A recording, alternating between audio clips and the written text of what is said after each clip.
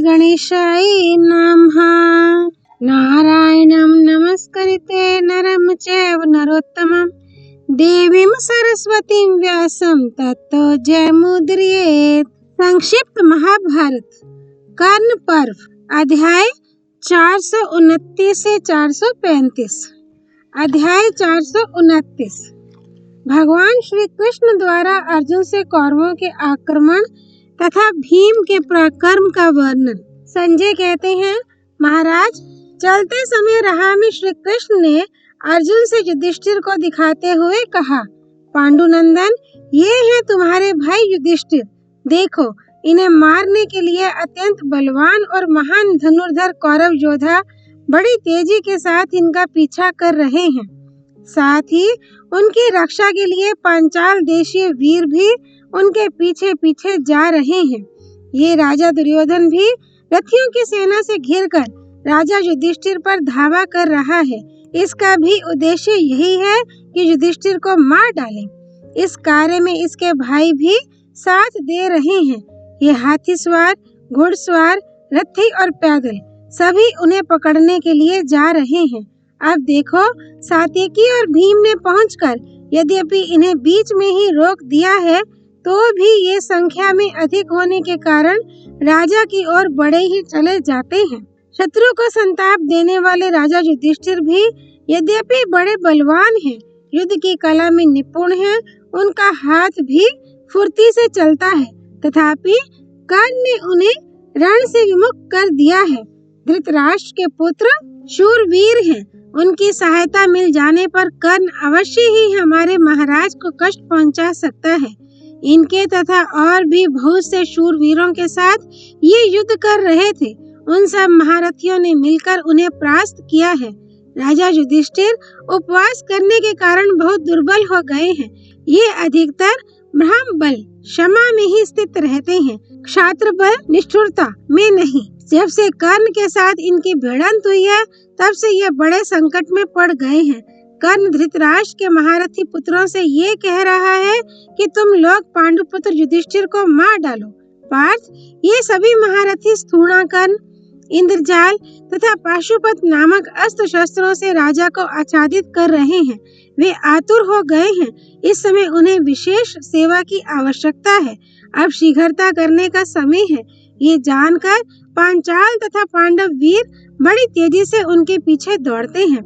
उन्हें ये आशा और विश्वास है कि यदि महाराज युधिष्ठिर पाताल में भी डूबते होंगे तो हम उन्हें बलपूर्वक निकाल लाएंगे। वह देखो, अब कर्ण अत्यंत क्रोध में भरकर पांचालों की ओर दौड़ रहा है। उसके रथ की ध्वजा धृष्टद्युम्न के रथ की ओर जाती दिखाई दे रही है। पार्थ, इस समय मैं तुम्हें एक परम प्रिय समाचार सुना रहा हूँ कि राजा युधिष्ठिर जीवित हैं। उधर वे महाबाहु भीमसेन हैं, जो सृंजियों की वाहिनी तथा सात्यकी के साथ लौटकर अपनी सेना के मुहाने पर खड़े हैं। पांचाल योद्धा तथा भीमसेन अपने तेज बाणों से अब कौरवों पर प्रहार कर रहे हैं। देखो, कौरव सेना भाग चली। सैनिकों के घावों से खून की धारा जारी है। उनकी बड़ी दयनीय दशा दिखाई देती है। अब देखो, भीमसेन शत्रुओं की सेना को खदेड़ने लगे। उनकी वजह से कौरव वाहिनी बड़े संकट में पड़ गई है। ये रथी लोग भीम के भय से थर्रा उठे हैं। हाथी उनके नाराजों की मार से विदीर्ण होकर जमीन पर गिर रहे हैं। बड़े बड़े गजराज भीम के बाणों से घायल होकर अपनी ही सेना को रौंदते कुचलते हुए भागे जा रहे हैं। अर्जुन, पहचान लो, संग्राम विजयी वीरवर भीमसेन का ही ये दुस्सह सिंहनाद सुनाई देता है। ये लो, उन्होंने 10 बाण मारकर निषाद राज के पुत्र को भी मौत के घाट उतार दिया। अब कौरवों की बोलती बंद हो गई है। पहले जैसी उनकी गर्जना नहीं सुनाई देती। भीमसेन ने दुर्योधन की 3 अक्षौहिणी सेनाओं को आगे बढ़ने से रोककर मार डाला है। जिनकी आंखें कमजोर हैं, वे जैसे दोपहर के सूर्य की ओर नहीं देख सकते, वैसे ही ये कौरव पक्ष के राजा लोग भीमसेन की ओर आंख उठाकर देख नहीं पाते। उनके बाणों की मार से भयभीत हुए शत्रुओं को कहीं भी चैन नहीं मिलता। भगवान श्री कृष्ण के मुख से ये बातें सुनकर अर्जुन ने भीमसेन के दुष्कर पराक्रम पर दृष्टिपात किया। फिर अपने बचे खुचे शत्रुओं को तीखे बाणों से मारना आरंभ किया। संक्षिप्तक योद्धा यद्यपि बड़े बलवान थे, तो भी वे अर्जुन की मार से युद्ध में नहीं ठहर सके। भयभीत होकर सब दिशाओं में भाग गए। अध्याय 430। दोनों पक्ष के योद्धाओं का द्वंद्व युद्ध तथा भीमसेन का पराक्रम। धृतराष्ट्र ने पूछा, संजय, पांडवों और पांचालों की मार खाने से जब हमारी सेना दुखी होकर भागने लगी, उस समय कौरवों ने क्या किया? संजय ने कहा, महाराज, उस समय महाबाहु भीमसेन पर कर्ण की दृष्टि पड़ी। उन्हें देखते ही उसकी आंखें क्रोध से लाल हो गईं और वह उन पर चढ़ आया। उसने भीमसेन के डर से भागती हुई आपकी सेना को बड़ी कोशिश करके रोका और उसे व्यवस्था पूर्वक खड़ी करके पांडवों की ओर बढ़ा। ये देख पांडवों के महारथी भीमसेन, सात्यकी, शिखंडी, जन्मेजय, धृष्टद्युम्न तथा प्रभद्रक आदि भी क्रोध में भरकर आपकी सेना का संहार करने के लिए उस पर चारों ओर से टूट पड़े। उस युद्ध में शिखंडी ने कर्ण का सामना किया और धृष्टद्युम्न ने बहुत बड़ी सेना से घिरे हुए दुशासन का मुकाबला किया। नकुल ने वृषसेन पर और युधिष्ठिर ने चित्रसेन पर धावा किया। सहदेव उल्लुक से भिड़ गया। सात्यकी का शकुनी पर और द्रौपदी के पुत्रों का कौरवों पर आक्रमण हुआ। अर्जुन का सामना महारथी अश्वत्थामा ने किया। कृपाचार्य का युधामन्यु से और कृतवर्मा का उत्मौजा से युद्ध हुआ। भीमसेन ने अकेले ही समस्त कौरवों तथा उनकी सेनाओं का वेग रोका। महाराज, शिखंडी ने रणभूमि में निर्भय विचरते हुए कर्ण को अपने बाणों का निशाना बनाया और उसे आगे बढ़ने से रोक दिया। बाधा पाकर रोष के मारे कर्ण के होंठ फड़कने लगे। उसने शिखंडी की दोनों भुवों के बीच 3 बाण मारे। उनसे अत्यंत आहत होकर शिखंडी ने भी कर्ण को तेज किए हुए 90 बाण मारे। तब महारथी कर्ण ने 3 बाणों से शिखंडी के सारथी और घोड़ों को मार डाला। इससे शिखंडी को बड़ा क्रोध हुआ। उसने अपने रथ से कूदकर कर्ण के ऊपर शक्ति का प्रहार किया। कर्ण ने 3 बाणों से उस शक्ति के टुकड़े टुकड़े कर डाले और 9 तीखे बाण मारकर उसे भी बीन डाला। शिखंडी के शरीर में बहुत घाव हो गए थे, इसलिए वह कर्ण के धनुष से छूटे हुए बाणों का वार बचाता हुआ तुरंत भाग निकला। अब कर्ण पांडव सैनिकों को अपने बाणों से मारकर गिराने लगा। दूसरी ओर आपके पुत्र दुशासन ने धृष्टद्युम्न को बहुत पीड़ित किया। तब धृष्टद्युम्न ने दुशासन की छाती में 3 बाण मारे। फिर दुशासन ने भी एक तीखे भल से धृष्टद्युम्न की बाईं भुजा को बीन डाला। इससे धृष्टद्युम्न क्रोध में भर गया और एक तीखा शूर्पण मारकर उसने दुशासन का धनुष काट दिया। ये देख पांचाल योद्धा उस स्वर से गर्जना करने लगे। अब आपके पुत्र ने दूसरा धनुष हाथ में लिया और हंसते हंसते बाणों की झड़ी लगाकर धृष्टद्युम्न को चारों ओर से घेर लिया। तदनंतर पंचाल देशीय सैनिकों ने भी अपने सेनापति को बचाने के लिए आपके पुत्र पर घेरा डाल दिया। फिर तो आपके योद्धाओं का शत्रुओं के साथ घोर संग्राम होने लगा। इसी बीच में अपने पिता के पास खड़े हुए वृषसेन ने नकुल को पहले 5 और फिर 8 बाण मारे। तब शूरवीर नकुल ने भी हंसते हंसते एक तीखे नाराज से वृषसेन की छाती छेद डाली। इस चोट से वृषसेन बहुत घायल हो गया। फिर तो वे दोनों वीर हजारों बाणों की बौछार से एक दूसरे को ढकने लगे। इतने में ही कौरव सेना में भगदड़ मच गई। कर्ण पीछे लौटकर उसे रोकने लगा। उसके लौट जाने पर नकुल ने कौरवों के ऊपर चढ़ाई की। कर्ण पुत्र वृषसेन भी नकुल का सामना करना छोड़ अपने पिता के पहियों की ही रक्षा में लग गया। इसी प्रकार क्रोध में भरे हुए उल्लुक को संग्राम में सहदेव ने रोका। उसने उल्लुक के चारों घोड़ों को मारकर उसके सारथी को भी यमलोक भेज दिया। उल्लुक रथ से कूदकर भागा और तुरंत त्रिगर्तों की सेना में जा घुसा। एक और सात्यकी और शकुनी में लड़ाई हो रही थी।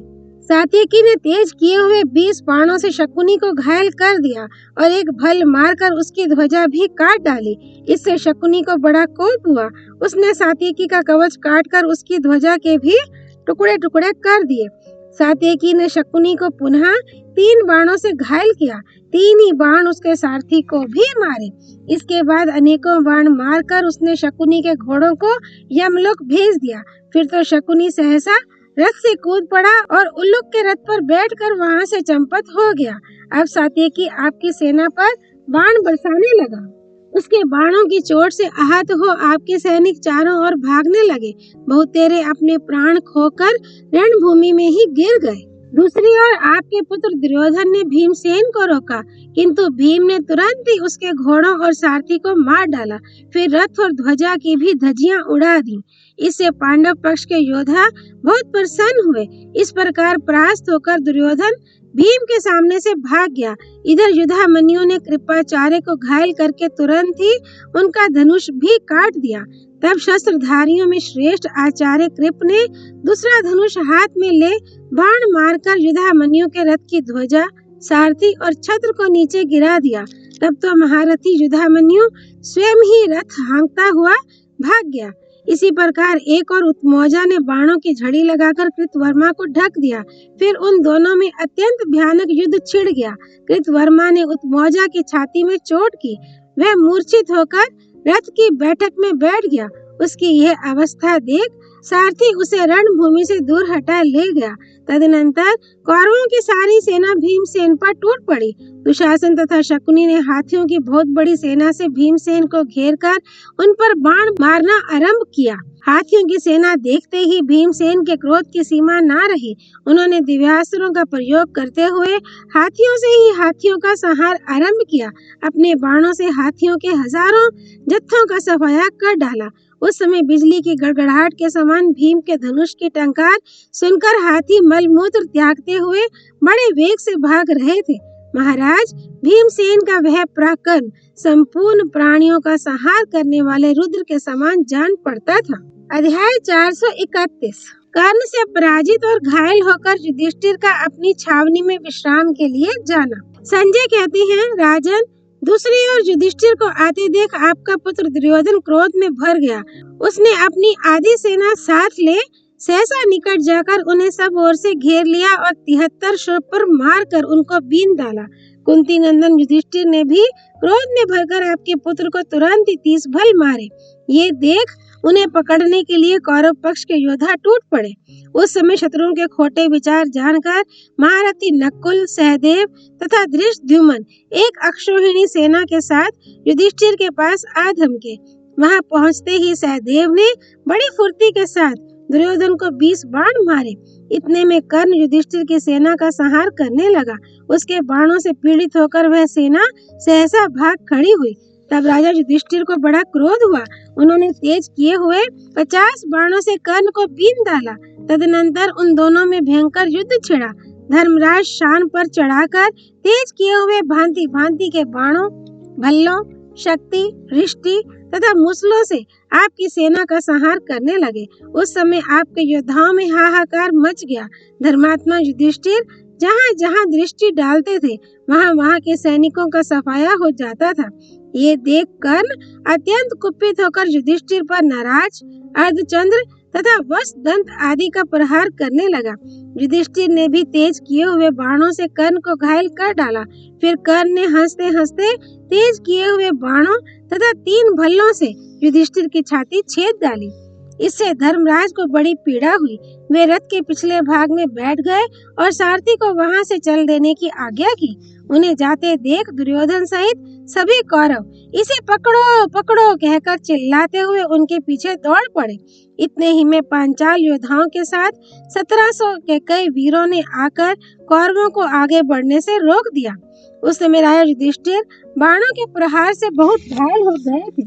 वे नकुल तथा सहदेव के बीच में होकर धीरे धीरे छावनी की ओर जा रहे थे। उनका होश ठिकाने नहीं था। ऐसी अवस्था में भी कर्ण ने दुर्योधन के हित की इच्छा से युधिष्ठिर का पीछा किया और उन्हें 3 तीखे बाणों से बीन डाला। युधिष्ठिर ने भी कर्ण की छाती में बाण मारकर बदला चुकाया। इसके बाद 3 बाणों से उसके सारथी को और 4 से चारों घोड़ों को बीन डाला। फिर नकुल और सहदेव ने भी बड़े प्रयास के साथ कर्ण पर बाणों की वर्षा की। इसी प्रकार सूतपुत्र कर्ण ने भी तीखी धार वाले 2 भल्लों से नकुल और सहदेव को घायल कर दिया। फिर युधिष्ठिर के घोड़ों को मारकर एक भल से उनके मस्तक के टोप को नीचे गिरा दिया। इसी तरह नकुल के भी घोड़ों को मौत के घाट उतारकर उसके रथ की ईशा और धनुष को भी काट डाला। रथ टूट जाने पर वे दोनों पांडु कुमार अत्यंत घायल होकर सहदेव के रथ पर जा बैठे। उन दोनों को रथहीन देख उनके मामा मदराज शल्य को बड़ी दया आई। उन्होंने सूत पुत्र से कहा, कर्ण, तुम्हें तो आज अर्जुन से युद्ध करना है, फिर अत्यंत क्रोध में भरकर धर्मराज से किस लिए लड़ रहे हो? इन्हें मारने से तुम्हें क्या फायदा होगा? इधर देखो, अर्जुन रथियों की सेना का संहार कर रहे हैं। अपने बाणों की वर्षा से हमारी संपूर्ण सेना को काल का ग्रास बना रहे हैं। उधर भीमसेन दुर्योधन को दबोचे हुए हैं। हम लोगों के देखते देखते वे उसे मार ना डालें, इसके लिए प्रयत्न करना चाहिए। इन माद्री के पुत्रों अथवा राजा युधिष्ठिर को मारने से क्या लाभ होगा? दुर्योधन का प्राण संकट में पड़ा है, उसे चलकर बचाओ। कर्ण ने शल्य की यह बात सुनी और देखा कि दुर्योधन भीमसेन के चंगुल में फंस चुका है, तो युधिष्ठिर और नकुल सहदेव को वहां ही छोड़कर आपके पुत्र को बचाने के लिए वह दौड़ पड़ा। उसके चले जाने पर युधिष्ठिर सहदेव के तेज चलने वाले घोड़ों द्वारा वहां से खिसक गए। राजा को अपनी पराजय के कारण बड़ी लज्जा हो रही थी। नकुल और सहदेव के साथ अपने घायल शरीर से छावनी पर पहुंचकर वे रथ से उतरे और एक सुंदर पलंग पर लेट गए। उस समय उनके देह से बाण निकाल डाले गए, तो भी हृदय के घाव से उन्हें बड़ी पीड़ा होने लगी। उन्होंने दोनों भाई माद्री के पुत्रों से कहा, भीमसेन मेघ के समान गरज गरज कर लड़ रहे हैं, तुम दोनों सहायता के लिए उनकी ही सेना में जाओ। उनकी आज्ञा पाकर नकुल दूसरे रथ पर सवार हुआ। सहदेव के पास तो रथ था ही। दोनों भाई अपने शीघ्रगामी घोड़े हाँककर भीमसेन की सेना में जा पहुँचे। अध्याय 432। अर्जुन द्वारा अश्वत्थामा की पराजय, कर्ण द्वारा भार्गवास्त्र का प्रयोग, श्री कृष्ण और अर्जुन का युधिष्ठिर से मिलने के लिए छावनी पर जाना तथा युधिष्ठिर का उनसे कर्ण के मारे जाने का समाचार पूछना। संजय कहते हैं, महाराज, इसी समय अश्वत्थामा रथियों की बहुत बड़ी सेना साथ लेकर जहां अर्जुन खड़े थे वहां ही सहसा आ धमका। उसे आते देख अर्जुन ने एक बारगी उसका बढ़ाव रोक दिया। अश्वत्थामा झल्ला उठा। वह बाणों की मार से श्री कृष्ण और अर्जुन को आच्छादित करने लगा। ये देख अर्जुन ने हंसते हंसते दिव्यास्त्र का प्रयोग किया, किंतु अश्वत्थामा ने उसका निवारण कर दिया। उस समय अर्जुन ने अश्वत्थामा का वध करने के लिए जिस जिस अस्त्र का प्रहार किया, उन सबको द्रोण कुमार ने काट डाला। उसने अपने बाणों से दिशाओं तथा उपदिशाओं को ढककर श्री कृष्ण की दाहिनी बाह में 3 बाण मारे। तब अर्जुन ने उसके घोड़ों को घायल करके संग्राम में खून की नदी बहा दी। उन्होंने अश्वत्थामा का धनुष काट डाला। ये देख उसने अर्जुन पर वज्र के समान भयंकर परिघ का प्रहार किया, किंतु अर्जुन ने उसे हंसते हंसते काट डाला। अब अश्वत्थामा का क्रोध और बढ़ गया। उसने इंद्रास्त्र का प्रयोग किया, परंतु अर्जुन ने महेंद्रास्त्र से उसे शांत कर दिया। साथ ही अश्वत्थामा को भी अपने बाणों से ढक दिया। द्रोण कुमार ने अपने सहायकों से उन बाणों को काट गिराया और 100 बाणों से श्री कृष्ण को तथा 300 से अर्जुन को बीन डाला। तब अर्जुन ने भी अश्वत्थामा के मर्म स्थानों में 100 बाण मारे और उसके सारथी को एक भल से मारकर रथ से नीचे गिरा दिया। उस समय अश्वत्थामा ने स्वयं ही घोड़ों की बागडोर संभाली और श्री कृष्ण तथा अर्जुन को बाणों से ढकना आरंभ किया। उसके इस पराक्रम की सभी योद्धा प्रशंसा कर रहे थे। इसी बीच में अर्जुन ने हंसते हंसते उसके घोड़ों की बागडोर को शूरपुरों से तुरंत काट डाला। अब वे घोड़े बाणों की मार से अत्यंत पीड़ित होकर भाग चले। उस समय पांडव विजय पाकर चारों ओर तीखे बाणों की वर्षा करते हुए आपकी सेना को खदेड़ने लगे। उन्होंने कौरव सैनिकों को इतनी पीड़ा पहुंचाई कि वे आपके पुत्रों के रोकने पर भी ना रुक सके। तदनंतर दुर्योधन ने बड़े स्नेह के साथ कर्ण से कहा, महाबाहो, देखो, पांडवों ने हमारी इस विशाल सेना को बड़ा कष्ट पहुंचाया है। तुम्हारे रहते हुए ये भय के कारण भागी जा रही है। ये जानकर जो उचित समझो करो। पांडवों के खदेड़े हुए हमारे हजारों योद्धा अब तुम्हें ही सहायता के लिए पुकार रहे हैं। दुर्योधन की ये बात सुनकर कर्ण ने हंसते हंसते अपने धनुष पर भार्गवास्त्र का संधान किया। फिर तो उससे लाखों, करोड़ों और अरबों बाण प्रकट हुए, जो अग्नि के समान प्रज्वलित हो रहे थे। उन भयंकर बाणों से समस्त पांडव सेना आच्छादित हो गई। उस समय कुछ भी सूझ नहीं पड़ता था। उस युद्ध में भार्गवास्त्र की मार से हजारों हाथी, घोड़े, रथी और पैदल प्राणहीन होकर गिरने लगे। पृथ्वी कांप उठी। पांडवों की संपूर्ण सेना व्याकुल हो गई। कर्ण द्वारा मारे जाते हुए पांचाल और चेदी देशीय योद्धा भय के मारे भागने और चिल्लाने लगे। साथ ही भगवान श्री कृष्ण और अर्जुन की पुकार करने लगे। कर्ण के बाण से मारे जाते हुए सृंजियों का आर्तनाद सुनकर कुंती नंदन अर्जुन ने भगवान वासुदेव से कहा, महाभाव श्री कृष्ण, आप इस भार्गवास्त्र के पराक्रम को तो देखिए। युद्ध में किसी तरह भी इसका नाश नहीं किया जा सकता। उधर कर्ण अपने घोड़ों को बढ़ाता हुआ बारंबार मेरी ओर देख रहा है। इस समय उसके सामने से भाग जाना भी मैं ठीक नहीं समझता। श्री कृष्ण ने कहा, पार्थ, कर्ण ने राजा युधिष्ठिर को बहुत घायल कर दिया है। इस समय उनसे मिलकर और धीरज देकर फिर कर्ण का वध करना। ये कहकर जनार्दन युधिष्ठिर से मिलने के लिए आगे बढ़े। उनका उद्देश्य यह था कि जब तक अर्जुन धर्मराज से मिलेंगे तब तक कर्ण युद्ध करते करते खूब थक जाएगा। भगवान की आज्ञा के अनुसार अर्जुन अपने घायल हुए भाई को देखने के लिए रथ पर बैठे बैठे चल दिए। चलते चलते उन्होंने अपनी सेना में सब ओर दृष्टि डाली, परंतु कहीं भी अपने बड़े भाई को नहीं देखा। तब वे बड़ी तेजी के साथ भीमसेन के पास पहुंचकर उनसे बोले, राजा युधिष्ठिर कहाँ है? भीम ने कहा, धनराज युधिष्ठिर यहाँ से छावनी पर चले गए। कर्ण के बाणों से घायल होने के कारण उनके शरीर में बड़ी पीड़ा हो रही थी। संभव है किसी तरह जीवित हो। अर्जुन बोले, यदि ऐसी बात है तो आप शीघ्र ही उनका समाचार लेने जाइए। कर्ण के बाणों से अत्यंत घायल हो जाने के कारण अवश्य ही वे छावनी की ओर चले गए हैं। उनकी क्या हालत है, ये जानने के लिए आप शीघ्र चले जाइए। मैं यहाँ खड़ा हो शत्रुओं को रोके रहूंगा। भीम ने कहा, अर्जुन, यदि मैं चला जाऊंगा तो शत्रु पक्ष के वीर यही कहेंगे कि भीमसेन डर गए, इसलिए तुम ही जाकर महाराज की खबर लो। अर्जुन बोले, मेरे शत्रु संशप्तक तक सामने खड़े हैं। आज इन्हें मारे बिना मैं भी यहाँ से नहीं जा सकता। भीम ने कहा, धनंजय, मैं अपने पराक्रम से संशप्तकों का सामना करूंगा, तुम निश्चिंत होकर जाओ। भीमसेन की बात सुनकर अर्जुन ने श्री कृष्ण से कहा, ऋषिकेश, अब मैं राजा युधिष्ठिर का दर्शन करना चाहता हूँ। आप शीघ्र ही घोड़े हाँकिए। तब भगवान गरुड़ के समान तेज चलने वाले घोड़ों को हाँककर बहुत शीघ्र राजा युधिष्ठिर के पास पहुँच गए। फिर दोनों ने रथ से उतरकर धर्मराज के चरणों में प्रणाम किया और उन्हें सकुशल देख वे बड़े प्रसन्न हुए। तदनंतर राजा युधिष्ठिर ने श्री कृष्ण और अर्जुन का अभिनंदन किया।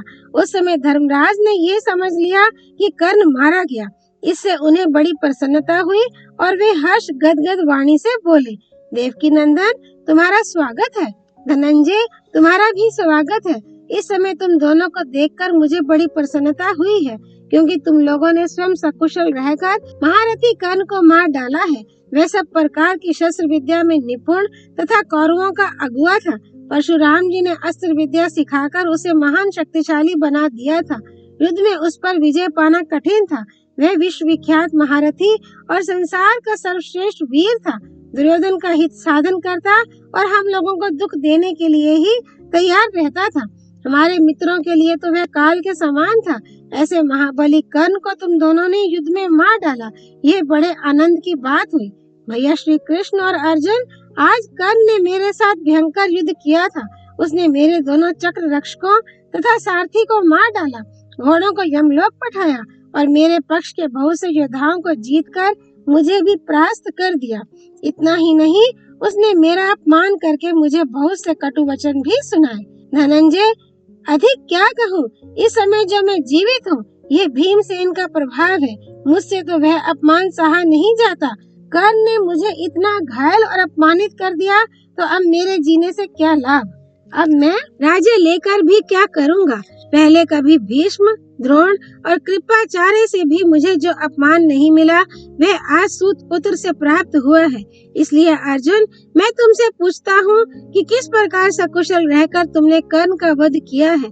ये सब समाचार मुझे सुनाओ। वीरवर, कर्ण के बाणों से जब मैं बहुत घायल हो गया तो उसका वध करने के लिए मैंने तुम्हारा ही स्मरण किया था। इस समय कर्ण का वध करके तुमने मेरे उस स्मरण को सफल बना दिया ना। बताओ तो, सूत पुत्र को तुमने किस तरह मारा। अध्याय 433। अर्जुन की बात से कर्ण के जीवित रहने का पता पाकर युधिष्ठिर का उन्हें धिक्कारना तथा युधिष्ठिर का वध करने के लिए उद्यत हुए अर्जुन को भगवान द्वारा धर्म का तत्व समझाया जाना। संजय कहते हैं, महाराज, धर्मात्मा राजा युधिष्ठिर की ये बात सुनकर अति वीर अर्जुन इस प्रकार बोले, राजन, आज जब मैं संशप्तकों के साथ युद्ध कर रहा था, उस समय अश्वत्थामा बाणों की वर्षा करता हुआ सहसा मेरे सामने आ धमका। मेरा रथ देखते ही उसकी सारी सेना मेरे साथ युद्ध करने के लिए खड़ी हो गई। तब मैं उस सेना के 500 वीरों को मारकर अश्वत्थामा पर जा चढ़ा। अश्वत्थामा अपने तीखे बाणों से मुझे और भगवान श्री कृष्ण को पीड़ा देने लगा। मेरे साथ लड़ते समय उसके पीछे 808 बैल बाणों का बोझा ढो रहे थे। उसने वे सभी बाण मुझ पर चलाए, किंतु मैंने अपने सहायकों से उन सबको नष्ट कर डाला। तत्पश्चात उसके ऊपर मैंने वज्र के समान 30 बाण मारे। उनसे छिद जाने के कारण उसका रूप शिकारी जानवर के समान दिखाई देने लगा। फिर तो अपने समस्त शरीर से खून की धारा बहाता हुआ वह सूत पुत्र के रथियों के दल में घुस गया। उस समय उसको दूसरे प्रधान योद्धा भी खून से लथपथ ही दिखाई पड़े। तदनंतर कौरव सेना को पराजित तथा सैनिकों को भयभीत देख कर्ण 50 प्रधान रथियों को साथ लेकर बड़ी तेजी के साथ मेरी ओर चला। मैंने उसके सैनिकों का तो संहार कर डाला, मगर कर्ण को वहां ही छोड़कर आपका दर्शन करने के लिए जल्दी यहाँ चला आया। मैंने सुना कि कर्ण ने युद्ध में आपको बहुत घायल कर दिया है। कर्ण बड़ा क्रूर है, उसके सामने से आपका यहाँ चला आना अनुचित नहीं है। मैं समझता हूँ वह समय युद्ध से हट आने का ही था। युद्ध में अपने सामने ही मैंने कर्ण के अद्भुत अस्त्र को देखा है। पांचालों में कोई भी ऐसा वीर नहीं है जो आज कर्ण का वेग सह सके। महाराज सात्यकी और धृष्टद्युम्न मेरे पहियों की रक्षा करें। राजकुमार युधामन्यु तथा उत्मौजा ये मेरे पृष्ठभाग की रक्षा में रहे। फिर मैं इस संग्राम में महारथी कर्ण के साथ युद्ध करूंगा। आपकी भी इच्छा हो तो आइए और देखिए हम दोनों किस प्रकार एक दूसरे को जीतने का प्रयास करते हैं।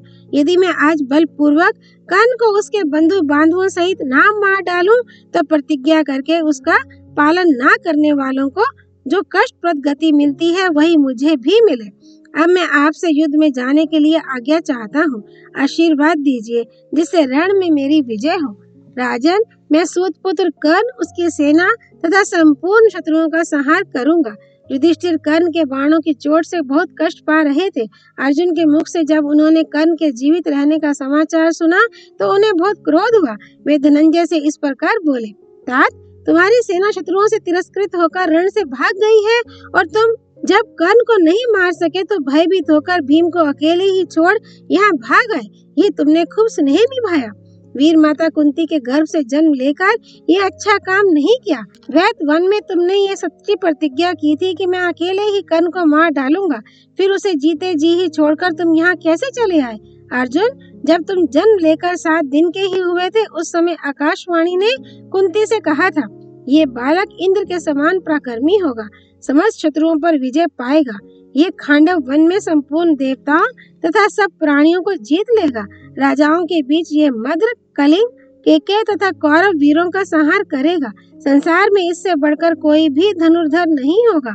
कोई भी प्राणी कभी युद्ध में इसे परास्त नहीं कर सकेगा। ये संपूर्ण विद्याओं का ज्ञाता तथा जितेंद्रिय होगा।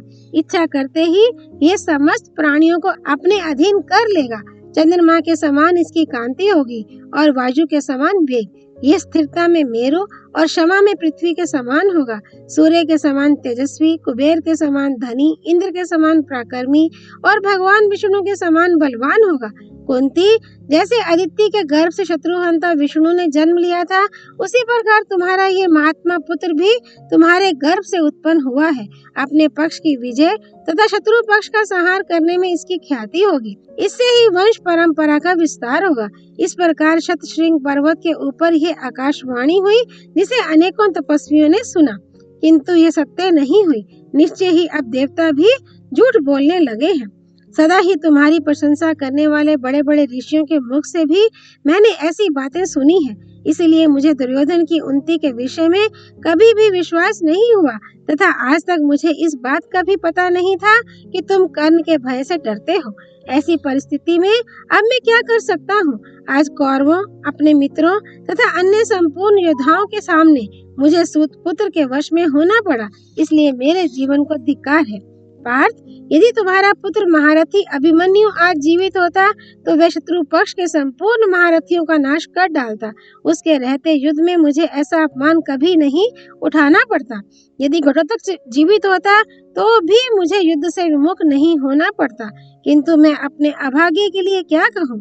जान पड़ता है मेरे पूर्व जन्म के पाप बड़े ही प्रबल हैं। तभी तो दुरात्मा कर्ण ने तुम्हें तिनके के समान भी न गिनकर मेरे साथ वह व्यवहार किया जो किसी बंधुहीन एवं असमर्थ मनुष्य के साथ किया जाता है। जो पुरुष आपत्ति में पड़े हुए को उससे छुड़ाता है वही सच्चा बंधु और सुहृद है, ऐसा प्राचीन मुनियों का कथन है तथा सत्पुरुषों ने भी इस धर्म का सदा ही पालन किया है। परंतु तुमने नहीं किया। तुम्हारे पास विश्वकर्मा का बनाया हुआ रथ है जिसके धुरे से कभी आवाज नहीं होती तथा जिसकी ध्वजा पर वानर विराजमान है। तुम्हारे हाथ में गांडीव जैसा धनुष है तथा भगवान श्री कृष्ण तुम्हारा रथ हाँकते हैं। इन सब के होते हुए भी तुम कर्ण से डरकर भाग कैसे आए। यदि युद्ध में आज कर्ण का मुकाबला करने की शक्ति नहीं रखते तो जो राजा तुमसे अस्त्र बल में बड़ा हो उसे ही अपना गांडीव धनुष दे दो। धिक्कार है तुम्हारे इस गांडीव को, धिक्कार है तुम्हारी भुजाओं के पराक्रम को तथा धिक्कार है तुम्हारे इन असंख्य बाणों को। अग्नि के दिए हुए इस रथ और ध्वजा को भी धिक्कार है। युधिष्ठिर के ऐसा कहने पर अर्जुन को बड़ा क्रोध हुआ। उन्होंने धर्मराज को मार डालने की इच्छा से हाथ में तलवार उठा ली। भगवान श्री कृष्ण तो सबके हृदय की बात जानने वाले ही ठहरे। उन्होंने अर्जुन का कोप देखते ही उनकी चेष्टा ताड़ ली और कहा, अर्जुन यह क्या, तुमने तलवार क्यों उठाई। यहाँ किसी से युद्ध करना हो ऐसा तो नहीं दिखाई देता। मैं किसी ऐसे मनुष्य को भी यहाँ नहीं देखता जो तुम्हारा बद्धे हो। फिर प्रहार क्यों करना चाहते हो। तुम पर सनक तो नहीं सवार हो गई। मैं पूछता हूँ, बताओ इस समय क्या करने का विचार है। श्री कृष्ण के पूछने पर क्रोध में भरे हुए अर्जुन ने युधिष्ठिर की ओर देखते हुए कहा, गोविंद, मैंने गुप्त रूप से यह प्रतिज्ञा की है कि जो कोई मुझसे ऐसा कह देगा कि तुम अपना गांडीव दूसरे को दे डालो, उसका मैं सिर काट डालूंगा। राजा ने आपके सामने ही मुझसे ऐसी बात कही है, अतः मैं क्षमा नहीं कर सकता। आज इनका वध करके अपनी प्रतिज्ञा पूरी करूंगा, इसीलिए मैंने तलवार उठाई है। इस अवसर पर आप क्या करना उचित समझते हैं। आप ही इस जगत के भूत और भविष्य को जानते हैं। आप जैसी आज्ञा दे वैसा ही करूंगा। ये सुनकर श्री कृष्ण ने कहा, धिक्कार है, धिक्कार है। फिर वे अर्जुन से बोले, पार्थ, आज मुझे मालूम हुआ कि तुमने कभी वृद्ध पुरुषों की सेवा नहीं की है, तभी तो तुम्हें बेमौके क्रोध आ गया। धनंजय, जो धर्म के विभाग को जानता है वह कभी ऐसा नहीं कर सकता। इस समय यहाँ तुमने जैसा बर्ताव किया है उससे तुम्हारी धर्म भीरुता तथा अज्ञता का पता चलता है। जो नहीं करने योग्य काम करता है तथा करने योग्य काम नहीं करता वह मनुष्य अधम है।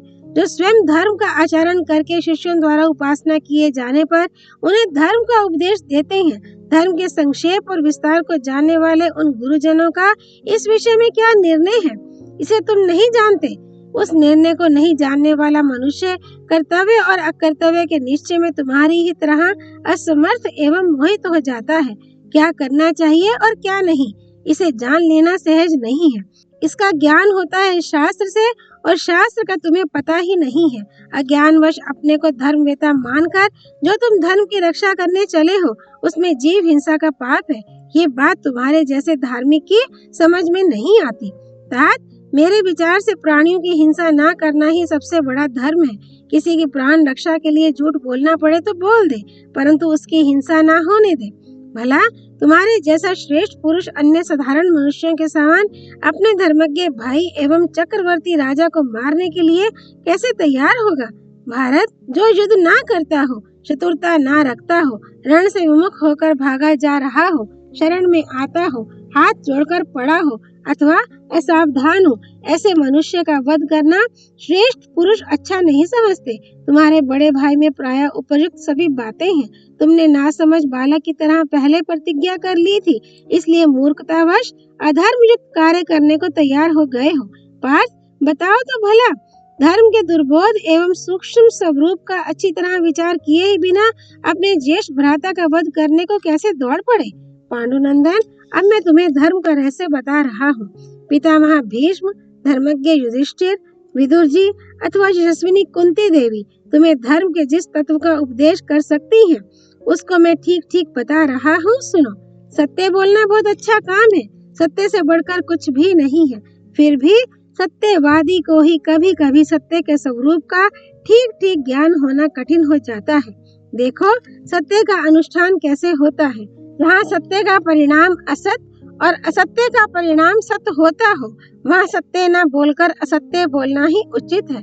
विवाह काल में, स्त्री प्रसंग के समय, किसी के प्राणों का संकट आने पर, सर्वस्व का अपहरण होते समय तथा ब्राह्मण की भलाई के लिए आवश्यकता हो तो असत्य बोल दे। इन 5 अवसरों पर झूठ बोलने पर पाप नहीं होता। जब किसी का सर्वस्व छीना जा रहा हो तो उसे बचाने के लिए झूठ बोलना कर्तव्य है। वहाँ असत्य ही सत्य और सत्य ही असत्य हो जाता है।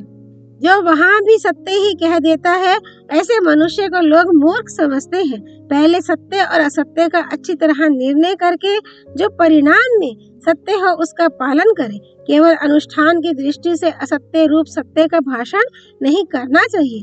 जो ऐसा करता है वही धर्म बेता है। जिसकी बुद्धि निष्काम है वह मनुष्य अंधे पशु को मारने वाले बलाक नामक व्याध की भांति अत्यंत कठोर कर्म करके भी यदि महान पुण्य प्राप्त कर ले तो क्या आश्चर्य है। इसी तरह जो धर्म पालन की इच्छा तो रखता है पर है मूर्ख और गंवार, वह नदियों के संगम पर बसे हुए कौशिक मुनि की भांति यदि अज्ञान पूर्वक धर्म करके भी महान पाप का भागी हो जाए तो क्या आश्चर्य है। अर्जुन ने कहा, भगवान बलाक और कौशिक मुनि की कथा मुझे सुनाइए जिससे मैं इस विषय को अच्छी तरह समझ लूं। श्री कृष्ण ने कहा, भारत एक व्याध था जिसका नाम था ब्लाक। वह अपनी स्त्री और पुत्रों की जीवन रक्षा के लिए मृगों को मारा करता था, कामना या आसक्ति के वशीभूत होकर नहीं। बूढ़े माता पिता तथा अन्य आश्रित जनों का पालन पोषण किया करता था, सदा अपने धर्म में लगा रहता, सत्य बोलता और किसी की निंदा नहीं करता था। एक दिन वह मृगों को मारकर लाने के लिए वन में गया, किंतु कोशिश करने पर भी उसे उस दिन कोई मृग नहीं मिला। इतने में उसकी दृष्टि पानी पीते हुए एक शिकारी जानवर पर पड़ी जो अंधा था। वह नाक से सूंघकर ही आंख का काम निकाला करता था। यद्यपि वैसे जानवर को व्याध ने पहले कभी नहीं देखा था तो भी उसने उसे मार डाला। अंधे के मरते ही आकाश से फूलों की वृष्टि होने लगी। व्याध को ले जाने के लिए स्वर्ग से एक सुंदर विमान उतर आया जिस पर अप्सराओं के गाने बजाने का मनोरम शब्द हो रहा था। बात यह थी कि उस जंतु ने पूर्व जन्म में तप करके संपूर्ण प्राणियों का संहार कर डालने के लिए वर प्राप्त किया था, इसलिए ब्रह्मा जी ने उसे अंधा बना दिया था। वह प्राणी समस्त जीवों का अंत कर देने का निश्चय किए हुए था, अतः उसे मारकर व्याघ्र स्वर्ग में गया। इस प्रकार धर्म के स्वरूप को समझना बड़ा कठिन है। इसी तरह कौशिक नाम का एक तपस्वी ब्राह्मण था जो बहुत पढ़ा लिखा नहीं था। वह गांव से दूर नदियों के संगम के बीच रहा करता था। उसने यह व्रत ले लिया था कि मैं सदा सत्य बोलूंगा। इससे वह सत्यवादी नाम से विख्यात हो गया। एक दिन की बात है, कुछ लोग लुटेरों के भय से छिपने के लिए उसके आश्रम के पास के वन में घुस गए। लुटेरे भी यत्न पूर्वक उनका पता लगा रहे थे। वे सत्यवादी कौशिक के पास जाकर बोले, भगवान, बहुत से लोग जो इधर ही आए हैं किस रास्ते से गए हैं? हम सच्ची बात पूछते हैं, यदि आप जानते हो तो बता दीजिए। उनके पूछने पर कौशिक ने सच्ची बात कह दी। इस वन में जहाँ घने वृक्ष, लता और झाड़ियाँ हैं, उधर ही वे गए हैं। पता लग जाने पर उन निर्दयी डाकुओं ने सब लोगों को पकड़कर मार डाला। ऐसी किंवदंती है। इस प्रकार वाणी का दुरुपयोग करने के कारण ब्राह्मण को बड़ा पाप लगा और उस पाप की वजह से कौशिक को दुखदायी नरक की हवा खानी पड़ी, क्योंकि वह धर्म के सूक्ष्म स्वरूप को बिल्कुल नहीं जानता था। इसी तरह जिसने शास्त्र बहुत कम पढ़ा है, जो गंवार है, धर्म के विभाग को ठीक ठीक नहीं जानता, वह मनुष्य यदि वृद्ध पुरुषों से अपने संदेह नहीं पूछता तो उसे महान नरक का सा कष्ट उठाना पड़ता है। अब तुम्हारे लिए संक्षेप से धर्म की पहचान बताई जाती है। कितने ही मनुष्य परम ज्ञान रूप धर्म को तर्क के द्वारा जानने का प्रयत्न करते हैं, किंतु बहुत लोग ऐसा कहते हैं कि वेदों से ही धर्म का ज्ञान होता है। मैंने जो यहाँ धर्म के स्वरूप की व्याख्या की है वह समस्त प्राणियों के लाभ को ही दृष्टि में रखकर की है। धर्म के संबंध में ऐसा निश्चय है कि जो अहिंसा युक्त है वही धर्म है। हिंसकों को हिंसा से रोकने के लिए धर्म की ये व्याख्या की गई है। धर्म ही प्रजा को धारण करता है और धारण करने के कारण ही उसे धर्म कहते हैं। इसलिए जो प्राण रक्षा से युक्त हो, जिसमें किसी भी जीव की हिंसा ना की जाती हो, वही धर्म है। यही धर्म वेताओं का सिद्धांत है। जो लोग स्वयं अन्याय पूर्वक धन छीन लेने की इच्छा रखते हुए दूसरों से सत्य भाषण कराना चाहते हैं, वहाँ यदि मौन रहने से छुटकारा मिल जाए तो वैसा ही करें। किंतु यदि बोलना अनिवार्य हो जाए और ना बोलने से लुटेरों को संदेह होने लगे तो वहाँ असत्य बोलना ही ठीक है। इसी को बिना विचारे सत्य समझो। जो मनुष्य किसी काम के लिए प्रतिज्ञा करके उसका प्रक्रांत से पालन करता है, उसे उसका फल नहीं मिलता, ऐसा मनीषी विद्वानों का कथन है। प्राण संकट में, विवाह में, समस्त कुटुंबियों के प्राणांत का समय उपस्थित होने पर या हंसी परिहास में यदि असत्य बोला गया हो तो वह असत्य नहीं माना जाता। धर्म का तत्व जानने वाले विद्वान उक्त अवसरों पर मिथ्या बोलने में पाप नहीं मानते। जहाँ लुटेरों के चंगुल में फंस जाने पर झूठी शपथ खाने से छुटकारा मिलता हो, वहाँ झूठ बोलना ही ठीक है। इसी को बिना विचारे सत्य समझो। जहाँ तक वश चले उन लुटेरों को धन नहीं देना चाहिए, क्योंकि पापियों को दिया हुआ धन दाता को दुख देता है। अतः धर्म के लिए झूठ बोलने पर भी मनुष्य को झूठ का दोष नहीं लगता। अर्जुन, मैं तुम्हारा हित चाहता हूँ, इसीलिए अपनी बुद्धि तथा धर्म के अनुसार मैंने संक्षेप से तुम्हें ये धर्म का लक्षण बताया है। इसे तुमने सुना, अब बताओ क्या इस समय भी युधिष्ठिर को बद्धे ही समझते हो? अध्याय 434। भगवान कृष्ण का अर्जुन को प्रतिज्ञा भंग, भ्रातृवध तथा आत्मघात से बचाना और युधिष्ठिर को वन जाने से रोकना। अर्जुन बोले, श्री कृष्ण, कोई बहुत बड़ा विद्वान और बुद्धिमान मनुष्य जैसा उपदेश दे सकता है तथा जिसके अनुसार आचरण करने से हम लोगों का कल्याण होना संभव है, वैसी ही बात आपने बताई है। आप हम लोगों के माता पिता के तुल्य हैं, आप ही परम गति हैं, इसलिए आपने बहुत उत्तम बात बताई है। तीनों लोकों में कहीं कोई भी ऐसी बात नहीं है जो आपको विदित ना हो, अतः आप ही परम धर्म को पूर्ण रूप से तथा ठीक ठीक जानते हैं। अब मैं राजा युधिष्ठिर को मारने योग्य नहीं समझता। मेरी इस प्रतिज्ञा के संबंध में आप ही अनुग्रह करके कुछ ऐसी बात बताइए जिससे इसका पालन भी हो जाए और राजा का वध भी ना होने पाए। भगवान, आप तो जानते ही हैं कि मेरा व्रत क्या है। मनुष्य में जो कोई भी ये कह दे कि तुम अपना गांडीव धनुष दूसरे किसी वीर को दे डालो जो अस्त्र विद्या और पराक्रम में तुमसे बढ़कर हो, तो मैं हठात उसकी जान ले लूं। इसी तरह भीमसेन को कोई तुबरक बिना मूंछ का या अधिक खाने वाला कह दे तो वह सहसा उसे मार डाले। सो राजा ने आपके सामने ही मुझसे कहा है कि तुम अपना धनुष दूसरे को दे डालो। ऐसी दशा में यदि मैं इन्हें मार डालूं तो इनके बिना एक क्षण के लिए भी मैं इस संसार में नहीं रह सकूंगा, और यदि इनका वध ना करूं तो फिर प्रतिज्ञा भंग के पाप से कैसे मुक्त होऊंगा? क्या करूं? मेरी बुद्धि कुछ काम नहीं देती। कृष्ण, संसार के लोगों की समझ में मेरी प्रतिज्ञा भी सच्ची हो और आया युधिष्ठिर का तथा मेरा जीवन भी सुरक्षित रहे, ऐसी ही कोई सलाह दीजिए। श्री कृष्ण ने कहा, वीरवर सुनो, राजा युधिष्ठिर थक गए हैं और बहुत दुखी हैं। कर्ण ने अपने तीखे बाणों से इन्हें संग्राम में अधिक घायल कर डाला है। इतना ही नहीं, ये जब युद्ध नहीं कर रहे थे उस समय भी उसने इनके ऊपर बाणों का प्रहार किया। इसलिए दुख और रोष में भरकर इन्होंने तुम्हें ना कहने योग्य बात कह दी है। ये जानते हैं कि पापी कर्ण को सिर्फ तुम ही मार सकते हो और उसके मारे जाने पर कौरवों को शीघ्र ही जीत लिया जा सकता है। इसी विचार से इन्होंने वे बातें कह डाली है, इसलिए इनका वध करना उचित नहीं है। अर्जुन, तुम्हें अपनी प्रतिज्ञा का पालन करना है तो जिस उपाय से ये जीवित रहते हुए मरे के समान हो जाए वही बताता हूँ, सुनो। यही उपाय तुम्हारे अनुरूप होगा। सम्माननीय पुरुष संसार में जब तक सम्मान पाता है तब तक ही उसका जीवित रहना माना जाता है। जिस दिन उसका बहुत बड़ा अपमान हो जाए उस समय वह जीते जी मरा समझा जाता है। तुमने, भीमसेन ने, नकुल सहदेव ने तथा अन्य वृद्ध पुरुषों एवं शूरवीरों ने राजा युधिष्ठिर का सदा ही सम्मान किया है। आज तुम उनका अंशतः अपमान करो। यद्यपि युधिष्ठिर पूज्य होने के कारण आप कहलाने योग्य हैं, तथापि इन्हें तू कह दो।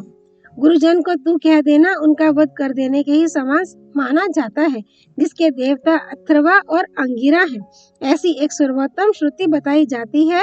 अपना भला चाहने वालों को बिना विचारे ही इसके अनुसार बर्ताव करना चाहिए। उस श्रुति का भाव ये है, गुरु को तू कह देना, उसे बिना मारे ही मार डालना है। इसलिए जैसा मैंने बताया उसी के अनुसार तुम धर्मराज के लिए तू शब्द का प्रयोग करो। तुम्हारे मुख से अपने लिए तू का प्रयोग सुनकर धर्मराज उसे अपना वध ही समझेंगे। इसके बाद इनके चरणों में प्रणाम करके सांत्वना देना और अपनी कही हुई अनुचित बात के लिए क्षमा मांग लेना। तुम्हारे भाई राजा युधिष्ठिर समझदार है, ये धर्म का ख्याल करके भी तुम पर क्रोध नहीं करेंगे। इस प्रकार तुम मिथ्या भाषण और भ्रातृवध के पाप से छूटकर प्रसन्नता पूर्वक सूत पुत्र कर्ण का वध करना। अपने सखा भगवान श्री कृष्ण का वह वचन सुनकर अर्जुन ने उनकी बड़ी प्रशंसा की। फिर वे हठ पूर्वक धर्मराज के प्रति ऐसे कटु वचन कहने लगे जैसे पहले कभी नहीं कहे थे। वे बोले, तू चुप रहे, ना बोल, तू तो खुद ही लड़ाई से भागकर एक कोस दूर आ बैठा है, तू क्या उलाहना देगा। हाँ, भीमसेन को मेरी निंदा करने का अधिकार है, क्योंकि वे समस्त संसार के प्रमुख वीरों के साथ लड़ रहे हैं, शत्रुओं को पीड़ा पहुंचा रहे हैं। असंख्य शूरवीरों, अनेकों राजाओं, रथियों, घुड़सवारों तथा हजारों हाथियों को मौत के घाट उतारकर काम्बोजों और पर्वतीय योद्धाओं को इस तरह नष्ट कर रहे हैं जैसे सिंह मृगों को। तू अपने कठोर वचनों के चाबुक से अब मुझे ना मार, मेरे कोप को फिर ना बढ़ा। अर्जुन धर्म भीरु थे, वे युधिष्ठिर को ऐसी कठोर बातें सुनाकर बहुत उदास हो गए। ये जानकर कि मुझसे कोई बहुत बड़ा पाप बन गया, उनके चित्त में बड़ा खेद हुआ। बारंबार उच्छ्वास खींचते हुए उन्होंने फिर से तलवार उठा ली। ये देखकर श्री कृष्ण ने कहा, अर्जुन, ये क्या, तुम फिर क्यों तलवार उठा रहे हो? मुझे जवाब दो। तुम्हारा अभिष्ट सिद्ध करने के लिए मैं पुनः कोई उपाय बताऊंगा। पुरुषोत्तम के ऐसा कहने पर अर्जुन दुखी होकर बोले, भगवान, मैंने जिद में आकर भाई का अपमान रूप महान पाप कर डाला है, इसलिए अब अपने इस शरीर को ही नष्ट कर डालूंगा। अर्जुन की बात सुनकर भगवान ने कहा, पार्थ, राजा युधिष्ठिर को तुम मात्र कहकर तुम इतने घोर दुख में क्यों डूब गए? उफ, इसी के लिए आत्मघात करना चाहते हो? अर्जुन, श्रेष्ठ पुरुषों ने कभी ऐसा काम नहीं किया है। धर्म का स्वरूप सूक्ष्म है और उसका समझना कठिन, अज्ञानियों के लिए तो और भी मुश्किल है। यहाँ जो कर्तव्य है उसे मैं बताता हूँ, सुनो। भाई का वध करने से जिस नरक की प्राप्ति होती है, उससे भी भयानक नरक तुम्हें आत्मघात करने से मिलेगा। इसलिए अब अपने ही मुंह से अपने गुणों का बखान करो। ऐसा करने से यही समझा जाएगा कि तुमने अपने ही हाथों अपने को मार लिया। ये सुनकर अर्जुन ने श्री कृष्ण की बातों का अभिनंदन किया और तथास्तु कहकर धनुष को नवाते हुए वे युधिष्ठिर से बोले, राजन, अब मेरे गुणों को सुनिए। पिनाकधारी भगवान शंकर को छोड़कर दूसरा कोई भी मेरे समान धनुर्धर नहीं है। मेरी वीरता का उन्होंने भी अनुमोदन किया है। यदि चाहूं तो इस चराचर जगत को एक ही क्षण में नष्ट कर डालूंगा। मेरे चरणों में रथ और ध्वजा के चिन्ह हैं। मुझ जैसा वीर यदि युद्ध में पहुंच जाए तो उसे कोई भी नहीं जीत सकता। उत्तर, दक्षिण, पूर्व और पश्चिम, इन सभी दिशाओं के राजाओं का मैंने संहार किया है। कृष्ण, अब हम दोनों विजयशाली रथ पर बैठकर सूतपुत्र कर्ण का वध करने के लिए शीघ्र ही चल दें। आज राजा युधिष्ठिर प्रसन्न हो, मैं कर्ण को अपने बाणों से नष्ट कर डालूंगा। यूं कहकर अर्जुन पुनः युधिष्ठिर से बोले, आज या तो कर्ण की माता पुत्रहीन होगी या माता कुंती ही मुझसे हीन हो जाएगी। मैं सत्य कहता हूँ, अपने बाणों से कर्ण को मारे बिना आज कवच नहीं उतारूंगा। ये कहकर अर्जुन ने तुरंत अपने हथियार और धनुष नीचे डाल दिए, तलवार म्यान में रख दी।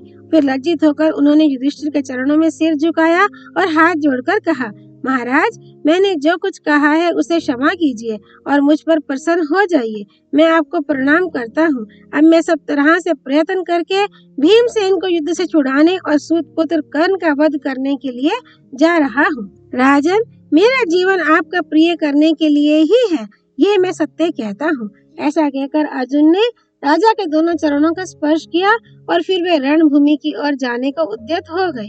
धर्मराज युधिष्ठिर अर्जुन के कठोर वचनों को सुनकर अपने पलंग पर खड़े हो गए। उस समय उनका चित्त बहुत दुखी हो गया था। वे कहने लगे, पार्थ, मैंने अच्छे काम नहीं किए हैं, इसीलिए तुम लोगों पर घोर संकट आ पड़ा है। मेरी बुद्धि मारी गई है। मैं आलसी और डरपोक हूँ, इसलिए आज वन में चला जाता हूँ। मेरे ना रहने पर तुम सुख से रहना।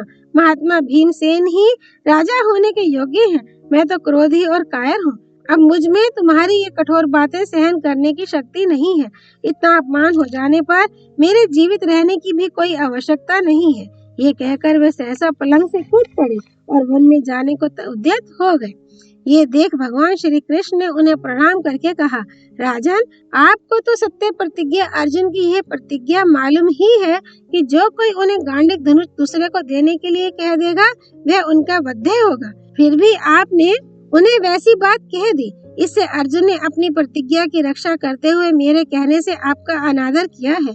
गुरुजनों का अपमान ही उनका वध कहलाता है। इसलिए मैंने तथा अर्जुन ने जो सत्य की रक्षा को दृष्टि में रखकर आपके साथ न्याय के विरुद्ध आचरण किया है उसे आप क्षमा कीजिए। हम दोनों ही आपकी शरण में आए हैं। मेरा भी अपराध है, इसके लिए आपके चरणों पर गिरकर क्षमा की भीख मांगता हूँ। आप मुझे भी क्षमा कर दे। आज ये पृथ्वी पापी कर्ण का रक्तपान करेगी। मैं आपसे सच्ची प्रतिज्ञा करके कहता हूँ, अब सूत पुत्र को मरा हुआ ही मान लीजिए। भगवान की यह बात सुनकर युधिष्ठिर ने सहसा उन्हें अपने चरणों पर से उठाया और हाथ जोड़कर कहा, गोविंद, आप जो कुछ कहते हैं बिल्कुल ठीक है। सचमुच ही मुझसे यह भूल हो गई है। माधव, आपने यह रहस्य बताकर मुझ पर बड़ी कृपा की, डूबने से बचा लिया। आज आपने हम लोगों की भयंकर विपत्ति से रक्षा की। आप जैसे स्वामी को पाकर ही हम दोनों संकट के भयानक समुद्र से पार हो गए। हम लोग अज्ञानवश मोहित हो रहे थे। आपकी ही बुद्धि रूप नौका का सहारा ले अपने मंत्रियों सहित शोक सागर के पार हुए हैं। अच्युत, हम आपसे ही स्नात हैं। अध्याय 435।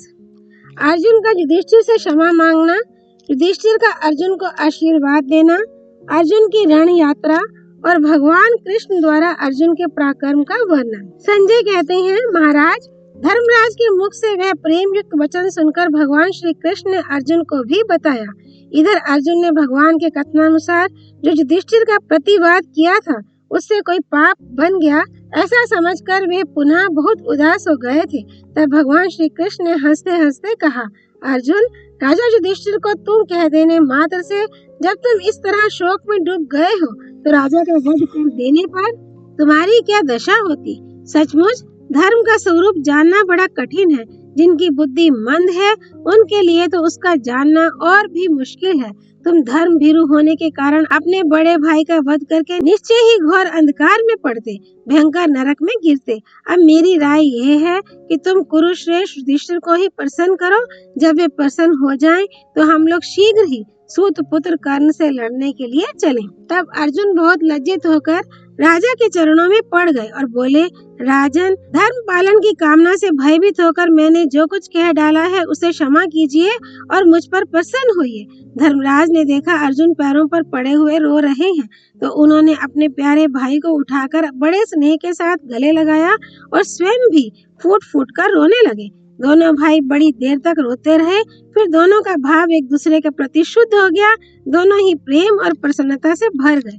तदनंतर युधिष्ठिर ने पुनः अर्जुन को बड़े प्रेम से गले लगाया और उनका मस्तक सूंघकर अत्यंत प्रसन्नता के साथ कहा, महाबाहो, मैं युद्ध में पूर्ण प्रयत्न के साथ लड़ रहा था, किंतु कर्ण ने समस्त सैनिकों के सामने मेरा कवच, रथ की ध्वजा, धनुष, बाण, शक्ति और घोड़े नष्ट कर डाले। उसके उस कर्म को याद करके मैं दुख से पीड़ित हो रहा हूँ। अब जीना अच्छा नहीं लगता। यदि आज युद्ध में उस वीर को नहीं मार डालोगे तो निश्चय ही मैं अपने प्राणों को त्याग दूंगा। उनके ऐसा कहने पर अर्जुन ने कहा, राजन, मैं नकुल, सहदेव तथा भीमसेन की सौगंध खाता हूँ और अपने हथियारों को छूकर सत्य की शपथ करके कहता हूँ कि आज या तो मैं कर्ण को मार डालूंगा या स्वयं ही मरकर रणभूमि में शयन करूंगा। राजा से यूं कहकर अर्जुन श्री कृष्ण से बोले, माधव, आज युद्ध में मैं अवश्य कर्ण को मारूंगा।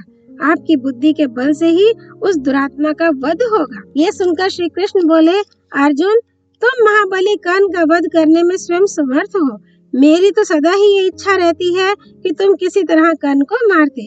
अर्जुन से यह कहकर श्री कृष्ण धर्मराज युधिष्ठिर से बोले, राजन, आप कर्ण के बाणों से बहुत पीड़ित हो गए हैं। ये सुनकर मैं और अर्जुन दोनों आपको देखने आए थे। सौभाग्य की बात है कि आप ना तो मारे गए और ना उसकी कैद में ही पड़े।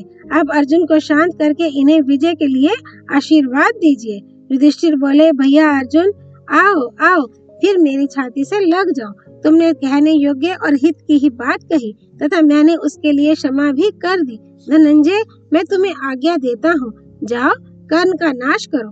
यह सुनकर अर्जुन ने पुनः अपने बड़े भाई के चरण पकड़ लिए और उन पर सिर रखकर प्रणाम किया। राजा ने उन्हें उठाकर पुनः छाती से लगाया और उनका मस्तक सूंघकर कहा, धनंजय, तुमने मेरा बहुत सम्मान किया है, अतः मैं आशीर्वाद देता हूँ कि सर्वत्र तुम्हारी महिमा बढ़े और तुम्हें सनातन विजय प्राप्त हो। अर्जुन ने कहा, महाराज, जिसने आपको बाणों से पीड़ित किया है उस कर्ण को आज अपने पापों का भयंकर फल मिलेगा। आज उसे मार कर ही आपका दर्शन करूंगा। इस सच्ची प्रतिज्ञा के साथ मैं आपके चरणों का स्पर्श करता हूँ। ये सुनकर युधिष्ठिर का चित्त बहुत प्रसन्न हुआ। उन्होंने अर्जुन से फिर कहा, पार्थ, तुम्हें सदा ही अक्षय यश, पूर्ण आयु, मनोवांछित कामना, विजय तथा बल की प्राप्ति हो। तुम्हारे लिए मैं जो कुछ चाहता हूँ वह सब तुम्हें मिले। अब जाओ और शीघ्र ही कर्ण का नाश करो। इस प्रकार धर्मराज को प्रसन्न करने के अनंतर अर्जुन ने श्री कृष्ण से कहा, गोविंद, अब मेरा रथ तैयार हो, उसमें उत्तम घोड़े जोते जाएं और सब प्रकार के अस्त्र शस्त्र सजाकर रख दिए जाएं। फिर सूत पुत्र का वध करने के लिए आप शीघ्र ही यात्रा करें। अर्जुन के ऐसा कहने पर श्री कृष्ण ने दारुक से कहा, तुम पार्थ के कथनानुसार सारी तैयारी करो। भगवान की आज्ञा पाते ही दारुक ने रथ को सब सामग्रियों से सुसज्जित करके उसमें घोड़े जोत दिए और उसे अर्जुन के पास लाकर खड़ा कर दिया। अर्जुन ने देखा दारुक रथ जोत कर ले आया तो उन्होंने धर्मराज से आज्ञा ली और ब्राह्मणों द्वारा स्वस्ति वाचन कराकर वे अपने मंगल में रथ पर विराजमान हुए। उस समय धर्मराज युधिष्ठिर ने अर्जुन को आशीर्वाद दिए। तत्पश्चात अर्जुन कर्ण के रथ की ओर चल दिए। कुछ दूर जाने पर उनके मन में बड़ी चिंता हुई। वे सोचने लगे, मैंने कर्ण को मारने की प्रतिज्ञा तो की है, किंतु ये किस तरह पूर्ण होगी। अर्जुन को चिंतित देख भगवान मधुसूदन ने कहा, गांडीवधारी अर्जुन, तुमने अपने धनुष से जिन जिन वीरों पर विजय पाई है उन्हें जीतने वाला इस संसार में तुम्हारे सिवा कोई मनुष्य नहीं है। जो तुम्हारे जैसे वीर नहीं है उनमें से ऐसा कौन सा पुरुष है जो द्रोण, भीष्म, भगदत्त, अवंती के राजकुमार विंद अनुविंद, काम्बोजराज, सुदक्षिण, श्रुतायु तथा अच्युतायु का सामना करके कुशल से रह सकता था। तुम्हारे पास दिव्यास्त्र है, तुम में फुर्ती है, बल है, युद्ध के समय तुम्हें घबराहट नहीं होती, तुम्हें अस्त्र शस्त्रों का पूर्ण ज्ञान है, लक्ष्य को भेदने और गिराने की कला मालूम है, निशाना मारते समय तुम्हारा चित्त एकाग्र रहता है, तुम चाहो तो गंधर्वों और देवताओं सहित संपूर्ण चराचर जगत का नाश कर सकते हो। इस भूमंडल पर तुम्हारे समान योद्धा है ही नहीं। ब्रह्मा जी ने प्रजा की सृष्टि करने के पश्चात इस महान गांडीव धनुष की भी रचना की थी जिससे तुम युद्ध करते हो, इसलिए तुम्हारी बराबरी करने वाला कोई नहीं है। तो भी तुम्हारे हित के लिए एक बात बता देना आवश्यक है, तुम कर्ण को अपने से छोटा समझकर उसकी अवहेलना ना करना। मैं तो महारथी कर्ण को तुम्हारे समान या तुमसे भी बढ़कर समझता हूँ, इसलिए पूरा प्रयास करके तुम्हें उसका वध करना चाहिए। वह अग्नि के समान तेजस्वी और वायु के समान वेगवान है, क्रोध होने पर काल के समान हो जाता है, उसके शरीर की गठन सिंह के समान है, वह बहुत बलवान है, उसकी ऊंचाई 8 रत्नी 168 अंगुल है, भुजाएं बड़ी बड़ी और छाती चौड़ी है, उसको जीतना बहुत कठिन है। वह महान शूरवीर और अभिमानी है, उसमें योद्धाओं के सभी गुण हैं। वह अपने मित्र कौरवों को अभय देने वाला और पांडवों से सदा द्वेष रखने वाला है। मेरा तो ऐसा ख्याल है कि सिर्फ तुम ही उसे मार सकते हो और किसी के लिए उसका मारना टेढ़ी खीर है। इसलिए आज ही उस दुरात्मा, क्रूर और पापी कर्ण को मारकर अपना मनोरथ पूर्ण करो। अर्जुन, मैं तुम्हारे उस पराक्रम को जानता हूँ जिसका वारण करना देवता और असुरों के लिए भी कठिन है। जैसे सिंह मतवाले हाथी को मार डालता है, उसी प्रकार तुम भी अपने बल और पराक्रम से शूरवीर कर्ण का संहार करो। इसके लिए मैं तुम्हें आज्ञा देता हूँ। तुम शत्रुओं के लिए दुर्धर्ष हो, तुम्हारे ही आश्रय में रहकर ये पांडव और पांचाल रण में डटे हुए हैं। तुम्हारे द्वारा सुरक्षित हुए इन पांडव, पांचाल, मत्स्य, करुष तथा चेदी देशीय वीरों ने असंख्य शत्रुओं का संहार कर डाला है। तुम्हारे संरक्षण में युद्ध करने वाले पांडव महारथियों के सिवा दूसरा कौन है जो संग्राम में कौरवों को परास्त कर सके। तुम तो देवता, असुर और मनुष्यों सहित तीनों लोकों को युद्ध में जीत सकते हो। फिर कौरव सेना की तो बिसात ही क्या है। कोई इंद्र के समान भी पराक्रमी क्यों न हो, तुम्हारे सिवा कौन राजा भगदत्त को जीत सकता था। अक्षौहिणी सेना के स्वामी तथा युद्ध में कभी पीछे पैर न हटाने वाले भीष्म, द्रोण, कृपाचार्य, कर्ण, अश्वत्थामा, भूरिश्रवा, कृतवर्मा, जयद्रथ, शल्य और दुर्योधन जैसे महारथियों पर तुम्हें छोड़कर दूसरा कौन विजय पा सकता है। भयंकर पराक्रम दिखाने वाले तुषार, यवन, खश, दार्वाभिसार, धरद, शक, माठर, तंगण, आंध्र, पुलिंद, किरात, मलेच, पर्वतीय तथा समुद्र के तट पर रहने वाले योद्धा क्रोध में भरकर दुर्योधन की सहायता के लिए आए हैं। इन्हें तुम्हारे सिवा दूसरा कोई नहीं जीत सकता। यदि तुम रक्षक ना होते तो व्यूहाकार में खड़ी हुई कौरवों की विशाल सेना पर कौन चढ़ाई कर सकता था। तुम्हारी ही सहायता से पांडव पक्ष के वीरों ने उसका संहार किया है। भीष्म जी अस्त्र विद्या में बड़े प्रवीण थे। उन्होंने चेदी, काशी, पांचाल, करुष, मत्स्य तथा केके देशी वीरों को बाणों से आच्छादित करके मार डाला था। वे जब एक बार धनुष की मूठ पकड़ते तो हजारों रथियों का सफाया कर डालते थे। उनके द्वारा लाखों मनुष्यों और हाथियों का संहार हुआ। 10 दिनों के युद्ध में तुम्हारी बहुत सी सेना का विध्वंस करके उन्होंने कितने ही रथ सूने कर दिए। संग्राम में भगवान रुद्र और विष्णु के समान अपना भयंकर रूप प्रकट करके चेदी, पांचाल और केके वीरों का संहार करते हुए उन्होंने रथों, घोड़ों और हाथियों से भरी हुई पांडव सेना का विनाश कर डाला। इस प्रकार भीष्म जी अद्वितीय वीर थे, परंतु उन्हें भी शिखंडी ने तुम्हारे संरक्षण में रहकर अपने बाणों का निशाना बनाया। आज वे बाण शैया पर पड़े हुए हैं। पार्थ, जयद्रथ का वध करते समय युद्ध में तुमने जैसा पराक्रम किया था वैसा तुम्हारे सिवा दूसरा कौन कर सकता है। राजा लोग सिंधुराज के वध को तुम्हारा आश्चर्यजनक पराक्रम मानते हैं, पर मैं ऐसा नहीं समझता, क्योंकि तुम्हारे जैसे वीर से ऐसा काम होना कोई आश्चर्य की बात नहीं है। मेरा तो ऐसा विश्वास है कि यदि सारा क्षत्रिय समाज एकत्रित होकर तुम्हारा सामना करने आ जाए तो वह एक ही दिन में नष्ट हो जाएगा, और मेरे विचार से ही यही तुम्हारे योग्य पराक्रम होगा। अर्जुन, जिस समय भीष्म और द्रोणाचार्य मारे गए तभी से कौरवों की इस भयंकर सेना का मानो सर्वस्व लुट गया। इसके प्रधान योद्धा नष्ट हो गए। इसमें घोड़ों, रथों और हाथियों का अभाव हो गया। इस समय यह सेना सूर्य, चंद्रमा और ताराओं से रहित आकाश की भांति श्रीहीन दिखाई दे रही है। इसके प्रमुख वीरों में से और तो सब मारे गए, केवल अश्वत्थामा, कृतवर्मा, कर्ण, शल्य और कृपाचार्य, ये ही 5 महारथी बाकी रह गए हैं। इन 5 को मारकर तुम शत्रुहीन हो जाओ और आया युधिष्ठिर को द्वीप, नगर, समुद्र, पर्वत, बड़े बड़े वन तथा आकाश और पाताल सहित समस्त पृथ्वी अर्पण कर दो। यदि अपने गुरु आचार्य द्रोण का सम्मान करने के कारण तुम उनके पुत्र अश्वत्थामा पर कृपा दृष्टि रखते हो, अथवा आचार्य का गौरव रखने के लिए कृपाचार्य पर तुम्हें दया आती हो, यदि माता के बंधु जनों के प्रति आदर बुद्धि होने से तुम कृतवर्मा को सामने पाकर भी यमलोक नहीं भेजना चाहते तथा माता माद्री के भाई मद्रराज शल्य को भी दयावश मारना नहीं चाहते तो ना सही, किंतु पांडवों के प्रति अत्यंत नीचता पूर्ण बर्ताव करने वाले इस पापी कर्ण को तो आज तीखे बाणों से मार ही डालो। ये तुम्हारे लिए पुण्य का काम होगा। मैं तुम्हें आज्ञा देता हूँ। कर्ण का वध करने में कोई दोष नहीं है। दुर्योधन ने 5 पुत्रों सहित माता कुंती को आधी रात के समय जो लाक्षा भवन में जलाने की कोशिश की तथा तुम लोगों के साथ जो वह जुआ खेलने में प्रवृत्त हुआ, उन सब षड्यंत्रों का मूल कारण ये दुष्टात्मा कर्ण ही था। दुर्योधन को सदा से ही ये विश्वास था कि कर्ण मेरी रक्षा करेगा, इसीलिए वह क्रोध में भरकर मुझे भी कैद करने को तैयार हो गया था। उसने तुम लोगों के साथ जो जो बुराइयां की हैं, उन सब में इस पापात्मा कर्ण की ही प्रधानता है। मित्र, दुर्योधन के 6 निर्दयी महारथियों ने मिलकर जो सुभद्रा कुमार की जान ली थी, उस भयंकर संग्राम में इस कर्ण ने ही अभिमन्यु का धनुष काटा था।